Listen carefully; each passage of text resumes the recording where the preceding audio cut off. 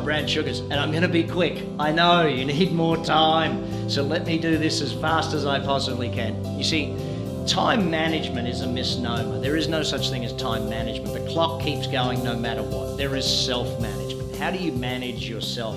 See, the whole goal in business is to get productivity up. How do we get productivity up in ourselves and in the people in our organisation? Ultimately, we've got to look at it from the most basic point of view.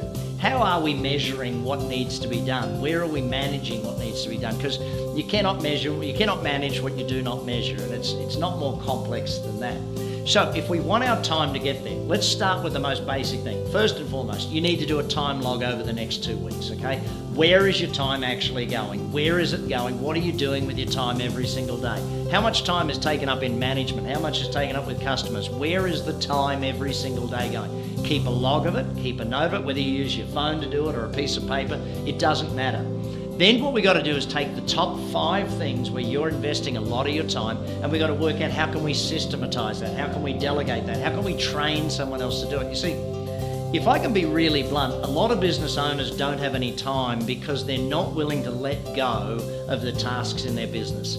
If I can be really kind of a little bit not nice but straight to the point, the fact that you think you are the best at the job in your business is the problem. The fact that you use statements like no one's as good as me, or if you want the job done right, you got to do it yourself. And I know this doesn't apply to everyone, but it definitely does to some people. The fact that you say that means that you don't train other people to do it, therefore you've got to do it yourself.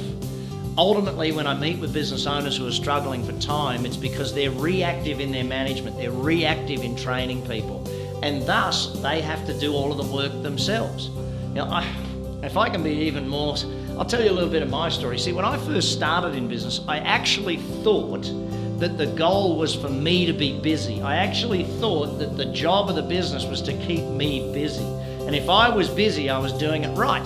I remember when I first started and was working crazy hours every week, it finally dawned on me, hey, this isn't the right way. I should actually be running the business, and the business should be taking care of me, not the other way around. So that's where I built my 9 keys to systemization. And please read my book on instant systems. It'll help you with getting the business systematized so you don't have to do it. You know, when you start thinking about these things, it's where I came up with my management structure and my leadership structure and helping me manage and lead great people.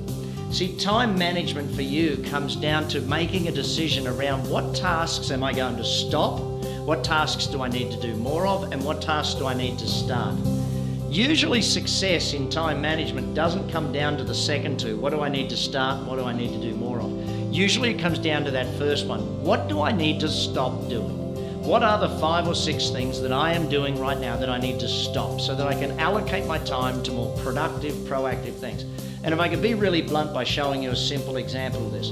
One of my clients many years ago, to save a wage, did the deliveries himself.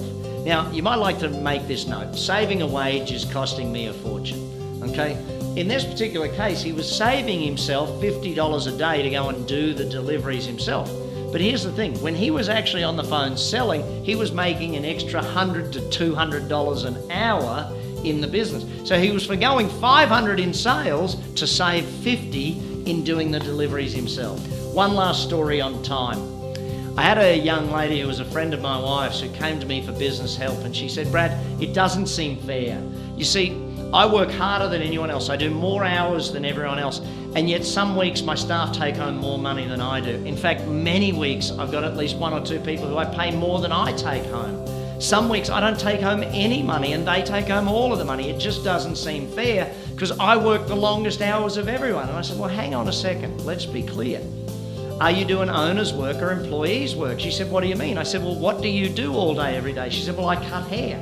I said, well, what do your employees do all day, every day? She said, well, they cut hair. I said, well, you're probably going to make about the same amount of money then.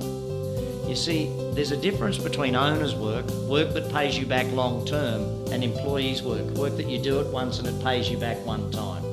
You've got to be looking at doing more owner's work. That's why I've got so many handouts and so many links and so many videos below. to give you more understanding of how to grow a great business. See, as you become a better business person, the business gets bigger, the business gets better. That's what we're looking to do. Look, we love helping you grow your business. I've tried to be short here as fast as I can because I know you're struggling for time, but please invest some time watching a whole bunch more. The more you learn, the more you earn. That's the way it works in business, and we look forward to helping you grow your business.